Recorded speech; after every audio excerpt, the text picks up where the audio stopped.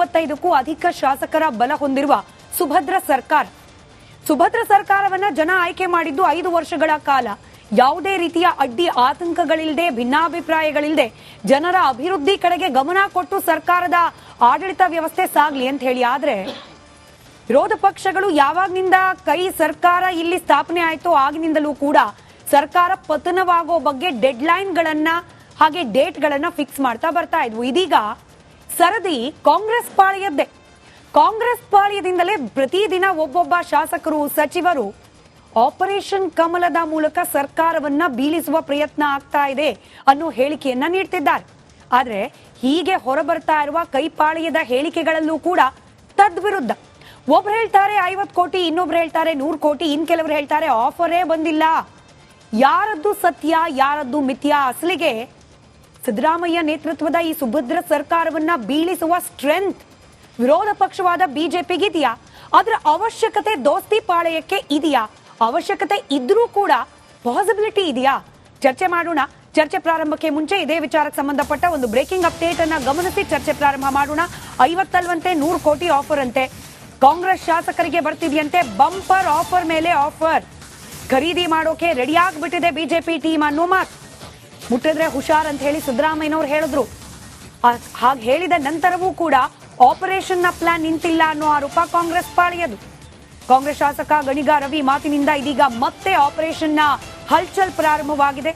ಸಿದ್ದರಾಮಯ್ಯನವರು ಕೆಲ ದಿನಗಳ ಹಿಂದೆ 50 ಕೋಟಿ ಆಫರ್ ಕೊಡ್ಲಾಗ್ತಾ ಇದೆ 50 ಮಂದಿ ಶಾಸಕರಿಗೆ ಅಂತ ಹೇಳಿದ್ರು. ಇವತ್ತು ಇದ್ದಕ್ಕಿದ್ದ ಹಾಗೆ ಕೆಲವೇ ದಿನಗಳ ಅಂತರದಲ್ಲಿ 50 ಕೋಟಿ ಇದ್ದಿದ್ದರ ರೇಟ್ 100 ಕೋಟಿಗೆ ಜಂಪ್ ಆಗಿದೆ. 100 ಕೋಟಿ ಒಬ್ಬ ಶಾಸಕನ ಖರೀದಿಗಂತೆ.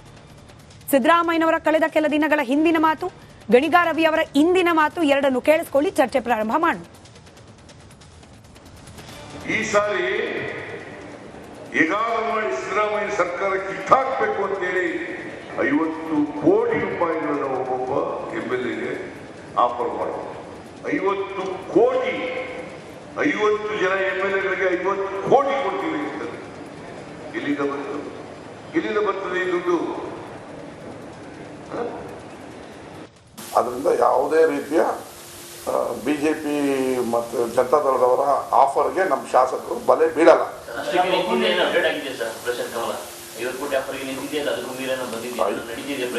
ಇತ್ತೀಚಿನ ದಿನಕ್ಕೆ 100ಕ್ಕೆ ಬಂದಿದ್ದಾರೆ. ಅವರು 50ಕ್ಕೆ ಬೀಳ್ತಾ ಇಲ್ಲ ಅಂತ ಗೊತ್ತಾಗಿ 100ಕ್ಕೆ ಬಂದಿದ್ದಾರೆ. ನಾವನ್ನು ಕಳೆದ ಸ್ವಲ್ಪ ದಿನ ಮುಂಚೆನೇ ಹೇಳಿದೆ 100ಕ್ಕೆ ಬಂದಿದ್ದಾರೆ. ಈಗ ಅವ್ರಿಗೇನಂದ್ರೆ ಶತಾಯಗತ 50-100 ಲೆಕ್ಕ ಇಲ್ಲ, ಸರ್ಕಾರ ಮಾಡಿಬಿಡ್ಬೇಕು ಅನ್ನೋದು ಅವರ ಭಾವನೆ. ಇದು ಯಾವುದಕ್ಕೂ ನಮ್ಮ ಶಾಸಕರು ಬೀಳಲ್ಲ. ಚರ್ಚೆಯಲ್ಲಿ ಬಿಜೆಪಿ ವಕ್ತಾರರಾದ ಸಂಕೀರ್ತ್ ಅವರಿದ್ದಾರೆ, ಜೆಡಿಎಸ್ ವಕ್ತಾರರು ರಾಜು ಗೌಡ್ರು, ಹಿರಿಯ ಪತ್ರಕರ್ತರು, ರಾಜಕೀಯ ವಿಶ್ಲೇಷಕರಾದ ರಾಮಕೃಷ್ಣ ಉಪಾಧ್ಯಾಯ ಸರ್, ಹಾಗೆ ಕಾಂಗ್ರೆಸ್ನ ಶಾಸಕರು HD ತಮ್ಮಯ್ಯ ಅವರು ಜಾಯ್ನ್ ಆಗೋ ನಿರೀಕ್ಷೆ ಇದೆ. ಅವ್ರು ಬಂದಾಗ ಅವ್ರನ್ನ ವೆಲ್ಕಮ್ ಮಾಡ್ಕೊಂಡು ಅವರನ್ನ ಪ್ರಶ್ನೆ ಕೇಳೋಣ. ಸಂಕೀರ್ತ್ ಅವರಿಂದ ಪ್ರಾರಂಭ ಮಾಡೋಣ ಡಿಬೇಟ್ ಅನ್ನ. ಸಂಕೀರ್ತ್ ಅವರೇ, 100 ಕೋಟಿ ಒಬ್ಬ MLAಗೆ ಎಲ್ಲಿಟ್ಟಿದ್ದೀರಿ ದುಡ್ಡು ಬಿಜೆಪಿ ಅವರು? ನೋಡಿ, ಮೊದಲನೇದಾಗಿ ಇವತ್ತು ಕಾಂಗ್ರೆಸ್ ಪಕ್ಷದಲ್ಲಿ 136 ಶಾಸಕರನ್ನ ಒಳಗೊಂಡಂತೆ ಅವರು ಸರ್ಕಾರ ರಚನೆ ಮಾಡಿದ್ದಾರೆ. ಭಾರತೀಯ ಜನತಾ ಪಾರ್ಟಿಗೆ 66 ಸ್ಥಾನಗಳನ್ನ ಕೊಡಿಸಿ ವಿರೋಧ ಪಕ್ಷದಲ್ಲಿ ಇರಿ ಅಂತ ಜನ ಒಂದು ತೀರ್ಪನ್ನ ಕೊಟ್ಟಿದ್ದಾರೆ. ಆ ತೀರ್ಪನ್ನ ನಾವು ವಿನಮ್ರತೆಯಿಂದ ಸ್ವೀಕಾರ ಮಾಡಿದ್ದೀವಿ. ಕಾಂಗ್ರೆಸ್ ಪಕ್ಷದಲ್ಲಿ ಇವತ್ತು ಏನಾಗ್ಬಿಟ್ಟಿದೆ, ಅವರ ಶಾಸಕರನ್ನ ಹತೋಟಿಲಿ ಇಟ್ಕೊಳಕ್ ಆಗ್ತಾ ಇಲ್ಲ. ಒಂದು ಡೋಲಾಯಮಾನ ಸ್ಥಿತಿಯಲ್ಲಿ ಕಾಂಗ್ರೆಸ್ ಪಕ್ಷ ಇವತ್ತಿದೆ.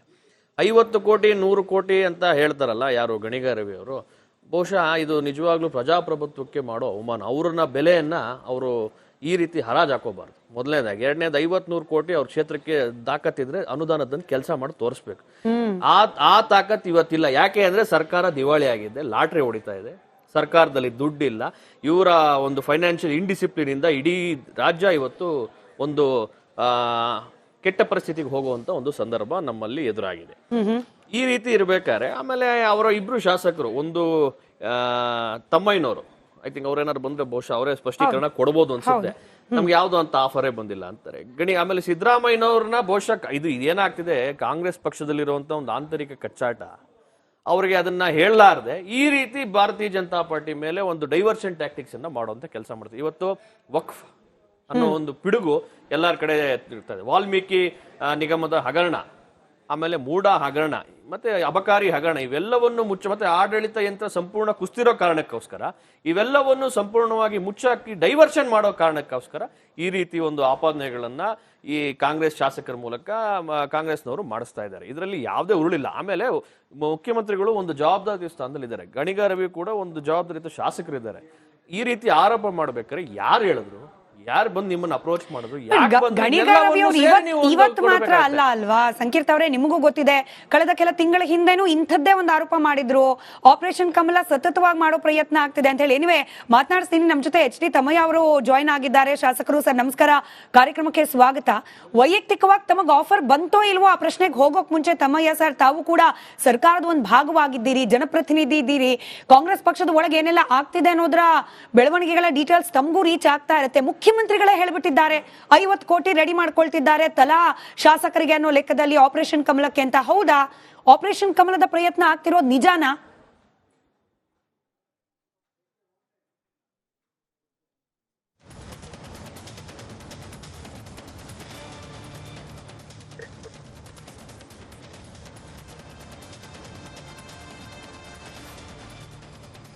ಬಹುಶಃ ಸಂಪರ್ಕ ಸರಿಯಾಗಿ ಸಾಧ್ಯವಾಗಿಲ್ಲ ಅನ್ಸುತ್ತೆ ತಮ್ಮಯ್ಯ ಸರ್. ನನ್ನ ಧ್ವನಿ ತಲುಪ್ತಾ ಇಲ್ಲ. ನೀವೇ ಆ ಕನೆಕ್ಷನ್ ಕರೆಕ್ಟ್ ಮಾಡ್ಕೊಂಡು ಮತ್ತೆ ಅವ್ರಿಗೆ ಪ್ರಶ್ನೆ ಕೇಳೋ ಪ್ರಯತ್ನ ಮಾಡೋಣ.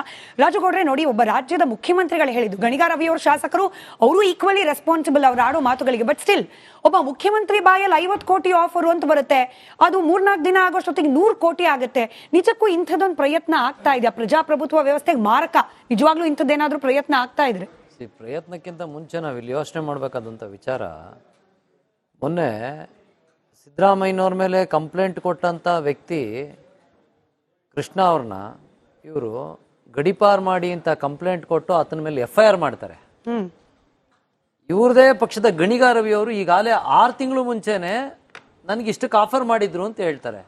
16 ಕೋಟಿ ಇವತ್ತು ಬಡವ, ಇವತ್ತು ನಿಜವಾಗ್ಲೂ ಹೇಳ್ತೀನಿ, ಸ್ಕಾಲರ್ಶಿಪ್ ಕೊಡೋಕ್ಕೆ, ಬಡ ಮಕ್ಳಿಗೆ ಸ್ಕಾಲರ್ಶಿಪ್ ಕೊಡೋಕ್ಕೆ ಯೋಗ್ಯತೆ ಇಲ್ದಿರೋ ಸರ್ಕಾರ ಇದು.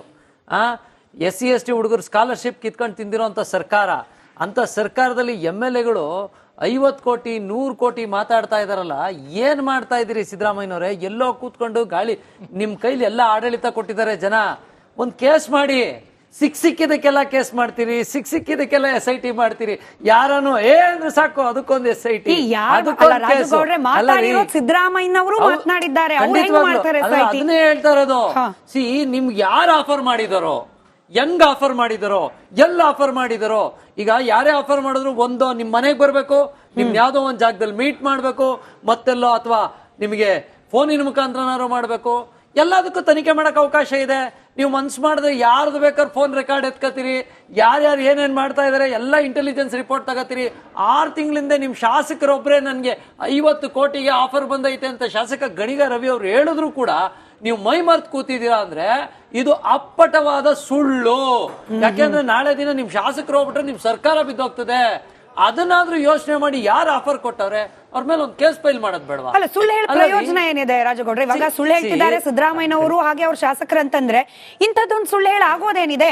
136 ಪ್ಲಸ್ 1-2 ಸಪೋರ್ಟ್. ಸ್ಮಿತಾ, ಈಗ ಕಳೆದ 15 ದಿನದಿಂದ ನೀವು ಮಾಧ್ಯಮದಲ್ಲಿ ದಿನ ಬೆಳಗ್ಗೆ ಇದ್ರೆ ವಕ್ ಬೋರ್ಡ್ದು ಒಂದು ಇಶ್ಯೂ ದಿನ ಪ್ರಚುರ ಪಡಿಸ್ತಾ ಇದ್ದೀರಿ. ಯಾವ ರೀತಿ ಅಂದ್ರೆ, ನೋಡಿ, ಚನ್ನಪಟ್ಟಣದಲ್ಲಿ ಯಾರ್ದೋ ಆಸ್ತಿ ಬಂತು, ಇನ್ನೊಂದ್ ಕಡೆ ಯಾರ್ದೋ ಆಸ್ತಿ ಬಂತು, ಮತ್ತೊಂದ್ ಕಡೆ ಇನ್ಯಾರ್ದೋ ಆಸ್ತಿಗೆ ಬಂತು, ಕಡೆಗೆ MLAಗಳ ಆಸ್ತಿ ಕೂಡ ವಕ್ ಬೋರ್ಡ್ದು ಅಂತ ಆಗಿದೆ ಅನ್ನೋ ಒಂದು ಗೊಂದಲ ಸೃಷ್ಟಿಯಾಗಿದೆ. ಎಲ್ಲಿ ಜನಗಳು ದಂಗೆ ಹೇಳ್ತಾರೋ, ಮತ್ತೆ ಇವ್ರ ಡೆವಲಪ್ಮೆಂಟ್ಸ್ ಬೆಂಗಳೂರು ನಗರ ನೋಡ್ಬಿಟ್ರೆ ನಿಜವಾಗ್ಲೂ ಹೇಳ್ತೀನಿ ಯಾವ ಮಟ್ಟಕ್ಕೆ ಆಗ್ಬಿಟ್ಟಿದೆ ಅಂದ್ರೆ, ಗುಂಡಿ ಗೊಟ್ರಗಳು ಬಿದ್ದೋಗಿದೆ.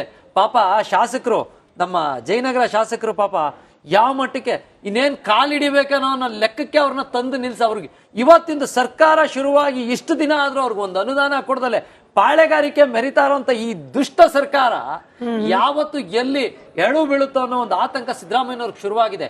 ಈ ಹಿಂದೆ 5 ವರ್ಷ MLA ಆದಾಗ ಅವ್ರಿಗೆ ಆ ಆತಂಕ ಇರಲಿಲ್ಲ.